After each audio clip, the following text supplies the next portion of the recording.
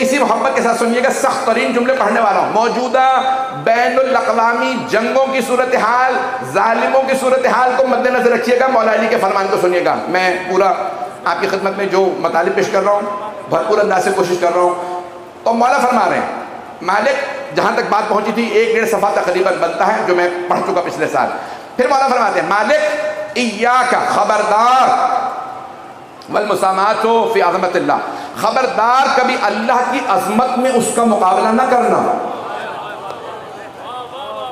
غور سے سنیے گا، جو پہنچ رہے ہیں انہیں سلام ہے۔ ولا تشبہ بہی فی جبروتہ، اور اللہ کے جبروت کے اندر اس کی شبیہ بننے کی کوشش نہ کرنا۔ توجہ، کیا مطلب؟ کوئی حکمران جب حکمران بن جاتا ہے تو وہ اپنے آپ کو خدا سمجھنے لگتا۔ کچھ لوگ پہنچ گئے، مولا فرما رہے ہیں او مالک وہ جو پچھلے گزر گئے، فرعون، نمرود، شداد، یہ جتنے افراد اپنے آپ کو خدا سمجھنے لگے تھے، یاد رکھیے گا جب کوئی بندہ اپنے آپ کو خدا سمجھنے لگے، رعایا کو حقیر سمجھنے لگے، اگلا جملہ مولا علی علیہ السلام کا، اللہ ایسے حاکم کو ذلیل و خوار کر دیتا۔ اگر کوئی ذلیل و خوار ہو جائے تو سمجھ لو اللہ سے لڑ رہا تھا۔ کچھ لوگ پہنچ رہے ہیں؟ میرا موضوع یہی رہے گا، میرا موضوع یہی رہے گا۔ مجھے نہیں معلوم مجمع میرا ساتھ دے گا یا نہیں دے گا۔ عزیزان گرامی، مولا فرما رہے ہیں، مالک، یہ حضرت مالک اشتر قریبی ترین آدمی ہیں، مولا جانتے ہیں جو جناب مالک اشتر کا مقام ہے کہ جو میں کروں گا، میرا مالک، میرا یہ ایسا غلام ہے مالک اشتر کہ جو میں چاہوں گا مالک وہی کرے گا۔ کسی حالات میں بھی مالک وہ فیصلہ لیں گے جو علی علیہ السلام کا فیصلہ ہوگا۔ عزیزان گرامی، ہر شیعہ کو یہ قسمت حاصل نہیں ہے۔ آج بڑے بڑے علماء متحیر و پریشان ہوتے ہیں کن حالات میں کیا فیصلہ کروں، اور جسے مولا فرما دے مالک وہ فیصلہ کریں گے۔ میں واقعات نہیں پڑھ سکتا ہوں، میرے اشاروں پہ پہنچ جائیے گا، حالات پاکستان کے جیسے ہیں۔ عزیزان گرامی، مولا فرما رہے ہیں مالک وہ فیصلہ کریں گے جو میں فیصلہ کروں گا۔ جنگ صفین کے اختتام پہ جناب مالک کسی کو گرفتار کر رہے تھے، نام نہ کہلائیے گا۔ جب کسی آدمی نے آ کے کہا مالک، مولا کہتے ہیں واپس آ جاؤ، کہا تمہاری بات نہیں مان سکتا کیونکہ میں خود مولا کو جانتا ہوں۔ مولا کبھی بھی کسی دشمن کو، اللہ اور اللہ کے رسول کے دشمن کو آزاد نہیں جانے دیں گے۔ میرا جملہ پہنچا؟ تو جناب مالک کے اشتر باہر کھڑے ہیں خیمے کے گرفتار کرنے کے لیے حاکم شام کو۔ اتنے میں دوسرا آدمی آتا ہے، مالک، مولا کہتے ہیں واپس آؤ۔ اب جناب مالک نے، قرآن کی آیت ہے، اس آیت کو غور سے سن لیجئے گا، پورے پاکستان کے، پوری دنیا کے تمام یہ آیت، مولا کے فرمان دونوں کو ساتھ رکھیے گا۔ یا ایھا الذین آمنوا اذا جاءکم فاسق بنبأ فتبینوا، اے ایمان والو اگر کبھی کوئی فاسق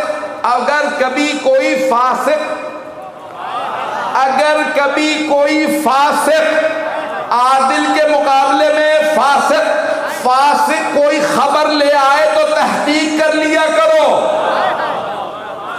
فاسق کی بات کو نہ ماننا تحقیق کیے بغیر۔ توجہ، ابو الاعلیٰ مودودی، علامہ مولانا سید ابو الاعلیٰ مودودی، جماعت اسلامی کے بانی، نام سن رکھا؟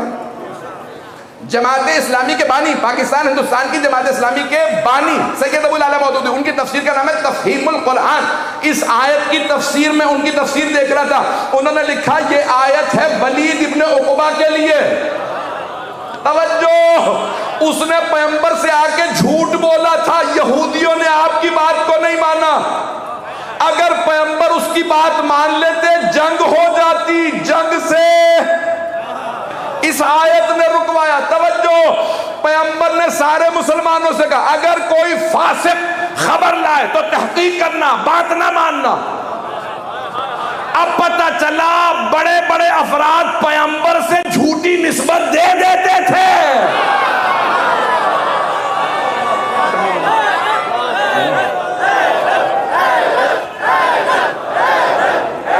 توجہ، میرے جملے پہنچ رہے جانے گرامی؟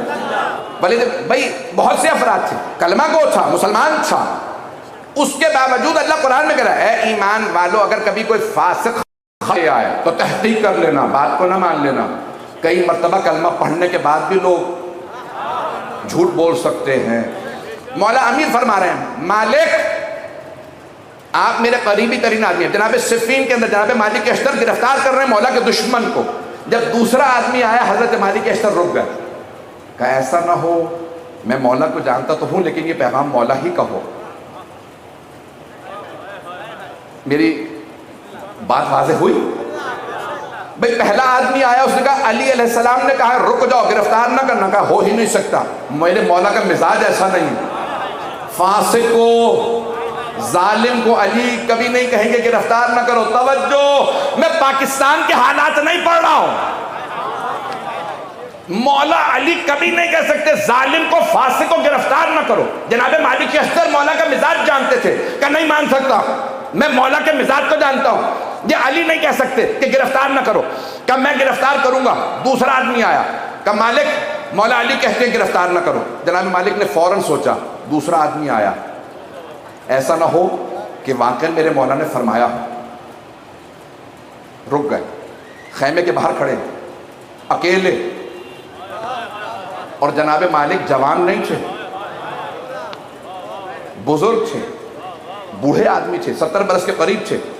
اکیلے مالک اشتر کا شام کی ساری فوج کے حاکم کو گرفتار کرنے کے لیے اکیلا جانا اتنا روک تھا کہ بول نہیں رہے تھے۔ انہیں پتا تھا یہ بوڑھا ہے، سفید ریش ہے، کمر پہ پٹکا، آنکھوں پہ پٹی، لیکن یہ مالک علی کا سپاہی ہے۔ جس علی کا سپاہی ایسا ہو، سوچو علی کیسے۔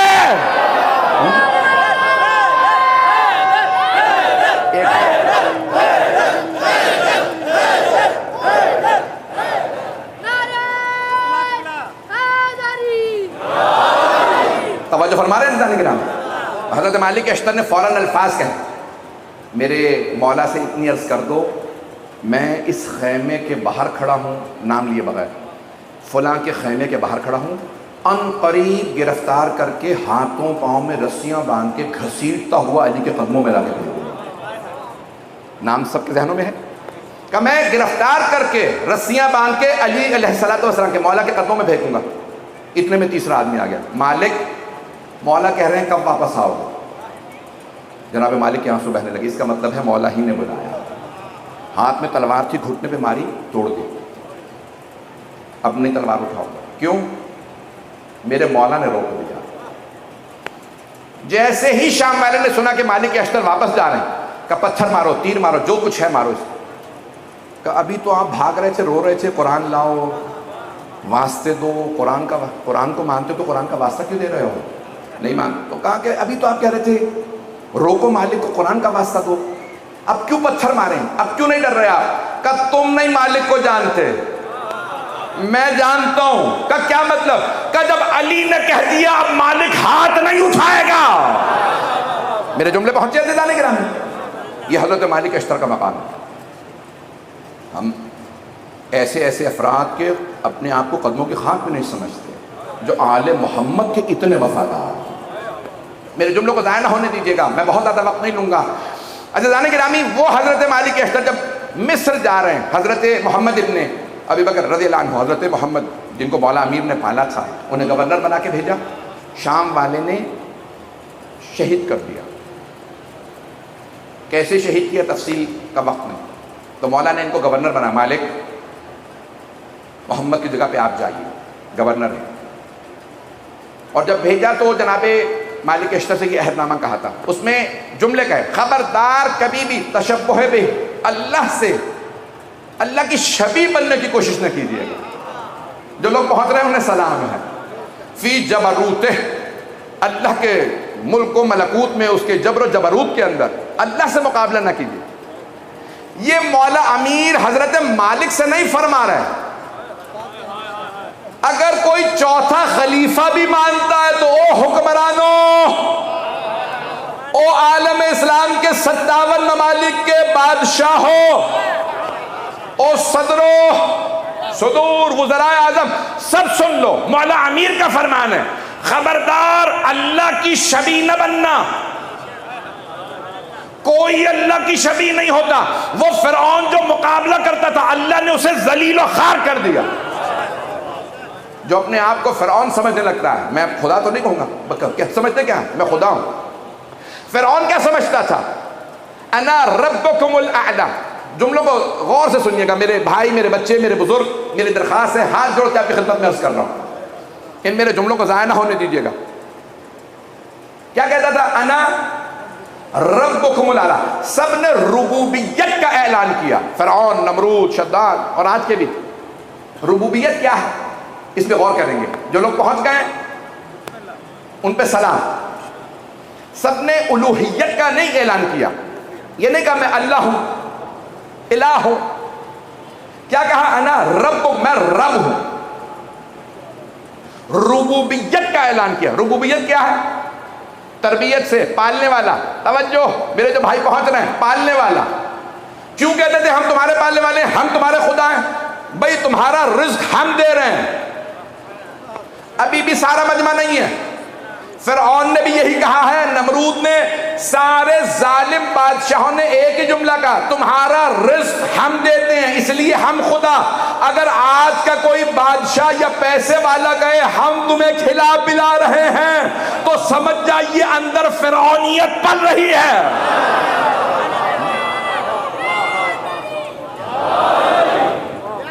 और फरमा रहे हैं कोई भी मेरे जो भाई, मेरे बच्चे जो पहुंच रहे हैं उनको सलाम। अज़ीज़ान गिरामी, कोई आदमी ये कहे, मैंने नाम नहीं लिया किसी मुल्क का, तुम्हें गंदुम हम देते हैं, तुम्हारा खर्चा हम देते हैं, तुम्हें नहीं मालूम ये जितना दूध तुम्हारे मुल्क में पहुंचा है हमने दिया, ये जो मक्खन के पानी के जहाज उतर रहे हैं ये हमने अमेरिका से भेजे। मेरे मुंह से नाम निकल ही गया। अज़ीज़ान गिरामी, जहां दुनिया के अंदर कोई भी हुक्मरान खाना खिला के एहसान जतलाए, समझ लीजिए अपने आप को खुदा नहीं कह रहा, लेकिन अंदर फिरौन पल रहा। मेरे जुमले पहुंच रहे हैं? ये फिरौनियत की अलामत है। कोई हुक्मरान अगर कहे मैंने तुम्हारा रिस्क दिया, अल्लाह कह रहे इन्हें नहीं मालूम हम रिस्क देते हैं, और जिनके सदक़े में खुदा रिस्क देता, आप सलामत रहें। मैंने तो नाम भी नहीं लिया अभी, पाकिस्तान के हालात मुझे मालूम है। अच्छा जाने गिरामी, जिनके सदक़े में रिस्क मिल रहा है, खुदा की कसम हदीस नबवी है कि अगर मेरे वसी और मेरे जानशीन इस जमीन पे ना हो तो जमीन फट जाए, निगल्ले रहने वालों को। अगर तुम्हें कुछ खाने को मिल रहा है तो कोई एक है ना गैबत में जिसके सदके में खा रहे हो, और जिसका खाते हो उसी पे गौर आते हो। पता नहीं मेरे जुमले ये पहुंच रहे हैं कि नहीं। अज़ीज़ान गिरामी, जहां मौला अमीर फरमा रहे हैं, लफ्ज जो मौला ने इस्तेमाल किया का, जो भी अपने अंदर तकब्बुर महसूस करे, हुक्मरान और रियाया पे अपने आप को हाकिम समझने लगे कि मैं खुदा हूं तुम्हारा, तो मौला फरमाते हैं याद रखना अल्लाह उसे जलील व खार करता है, और जिसे अल्लाह जलील करे वतुइज़्ज़ु मन तशाअ वतुज़िल्लु मन तशाअ। परवरदिगारा तू जिसे चाहे इज्जत दे, तू जिसे चाहे जलील करे। बहुत से अफराद पैबंद लगा कुर्ता पहनते हैं, कुछ लोग पहुंच रहे हैं अपने नालैन को खुद ही गांठते रहते हैं, अबा में जगह जगह तवज्जो, जगह जगह पैबंद होते हैं, बोरिया नशीन होते हैं, जौ की रोटी खाते हैं, जमीन पे फटे हुए लिबास में बैठते हैं, लेकिन कायनात का निजाम अल्लाह उनके हाथ में देता। अल्लाह कहता है यही अमीर है, बहुत से पैसा कमा लेते हैं, गनी बन जाते हैं, फिर भी जलील रखा।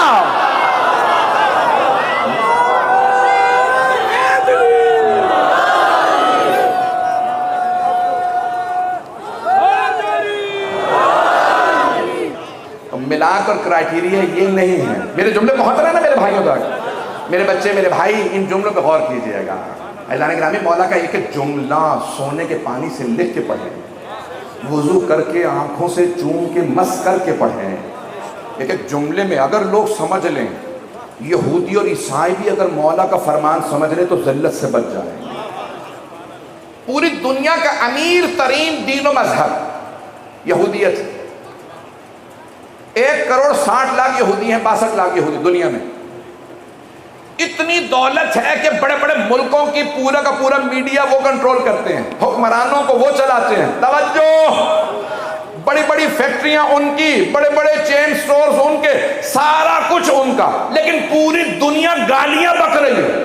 خدا کی قسم ممبر پہ ہوں، مبالغہ نہیں کر رہا، کچھ الفاظ بیان بھی نہیں کر سکتا، ایسے ممبر کے خلاف ہیں. پوری دنیا انہیں گالیاں. کیوں؟ مولا فرما رہے ہیں دولت آنے پہ فرعون نہ بننا، اللہ ذلیل کر دے گا. بڑے بڑے ذلیل ہو گئے. وہ نمرود کہاں گیا؟ اللہ نے، میں جملہ کہوں گا، ابھی وقت ہے میرے پاس. جیسے آج آپ نے یہاں کے بچوں کو شاید اس طرح سے، مجھے نہیں معلوم اندازہ ہے یا نہیں، نیو یارک امریکہ کا ایک بہت بڑا شہر ہے، نام سن رکھا؟ لندن، یہ دنیا کے گناہوں کے مرکز ہے. ہر برائی، ہر گناہ پایا جاتا ہے. انگریزی میں لفظ استعمال ہوتا ہے سن سٹی، گناہوں کے شہر. یہ ہم نے نہیں نام رکھا. آپ کہیں گے علی رضا رضوی لندن چلا گیا تو وہاں پہ بھی سب کو القاب دے دیے. نہیں، میرا نہیں، خود انہوں نے کہا. وہ خود کہتے ہیں گناہوں کا اڈا، گناہوں کا مرکز، خود کہتے ہیں. ایک شہر گزرا ہے تاریخ میں، نام ہے بابل. قرآن میں بھی لفظ آیا، بابل ہاروت و ماروت، 2 فرشتے نازل ہوئے. جادو، پاکستان میں تو جادو نہیں ہوتا ہوگا، مسلمان ہیں سب، کیوں جادو میں جائیں گے؟ توبہ طائب ہے. خاموش ہو گیا. یہاں تو جادو نہیں ہوتا. پتہ نہیں کیوں جگہ جگہ باہر نکلتے ہیں تو ہر دیوار پہ لکھا ہوتا ہے. جب لوگ رجوع نہیں کرتے تو انہیں خرچہ کہاں سے مل رہا ہے اس میں اشتہارات لگوانے کا؟ ایک دفعہ رجوع کر کے تو دیکھیں، آپ کا ہر کام ہو جائے گا. تو کوئی باب الحوائج ہے؟ پتہ نہیں لوگ پہنچ رہے ہیں یا نہیں پہنچ رہے ہیں.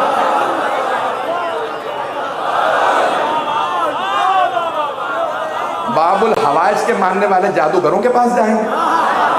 پتہ نہیں لوگ ہیں یا نہیں ہیں. میرے جملے سخت ہیں، برا نہ منائیے گا. ادارے گرامی ہر جگہ پہ فلاں بابا فلاں، جسے بچے بھی بابا نہ کہتے ہوں. خدا نہ کرے کوئی آدمی بڑائی کا دعویٰ کر دے اور اللہ کے نزدیک ذلیل و خوار. ادارے گرامی جملوں کو سن لیجیے گا. تو بابل، اسے لوگ کہتے تھے عروس البلاد، شہروں کی دلہن. شہر کا نام تاریخ میں تھا عروس. عروس کہتے ہیں دلہن، عروسا، عروس. بلد شہر، بلاد جمع شہروں کی. یعنی اس زمانے کا سب سے بڑا شہر تھا. کون تھا حاکم؟ نمرود. گناہوں کا مرکز، شرک کا مرکز. ہر گناہ وہاں ہوتا تھا. شراب وہاں تھی، بت پرستی، ہر گناہ تھا. میں نے گناہ نہیں گنواؤں گا. اس زمانے میں 4 لاکھ آبادی تھی. آپ کا تو کراچی 4 کروڑ ہے. کراچی سے مقابلہ نہ کیجیے گا، کراچی سے تو کسی کا مقابلہ نہیں ہے. اور کراچی کے مؤمنین سے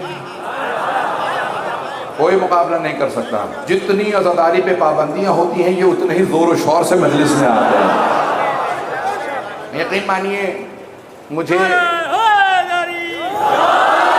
دنیا بھر سے دعوتیں آتی ہیں. لوگ کہتے ہیں مولانا کراچی والے جتنے آپ کو ہدیہ دیتے ہوں گے ہم اتنا گناہ زیادہ کر دیں گے. تو ہدیے پہ آتا ہوں میں، آپ لوگوں کی اس ایمان کی طاقت کی وجہ سے آتا ہوں.